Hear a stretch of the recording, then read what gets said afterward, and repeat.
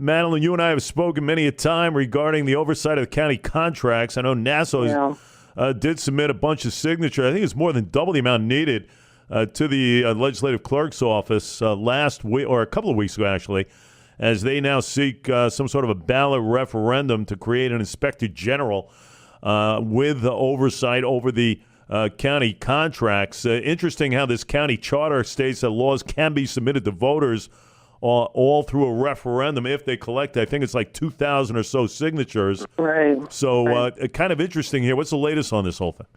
Yeah, I mean, very interesting. Look, I've been pushing for an independent inspector general in Nassau County since I reviewed the contracting process, right? I issued comprehensive recommendations for reform. We found that the contracting system was really a recipe for corruption. And this is a way, the Inspector General, to help identify systemic vulnerabilities, right? The corruption, fraud, abuse. We have to restore public trust in Nassau County government, and this is one way to do it. And you know what? It's not a new concept. An Inspector General, I think, dates back to 1777, and we need one in Nassau. 93% of our public feels that there's corruption in government. That's astounding, that number, when you think about it. And we need independence. We need government oversight. And it's difficult here in Nassau County, but that doesn't mean it's not possible. So I've been pushing for it for a long time.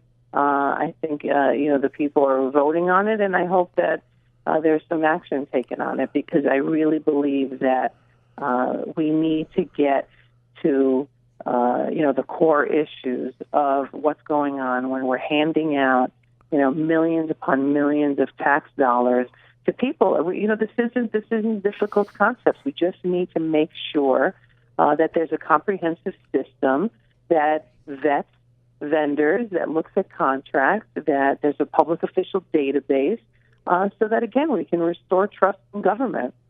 No question about it. I can't help but think, Ed Mangano, the county executive, I don't know how he even contends the position is not needed, because, he has a commissioner of investigations, so-called commissioner of investigations.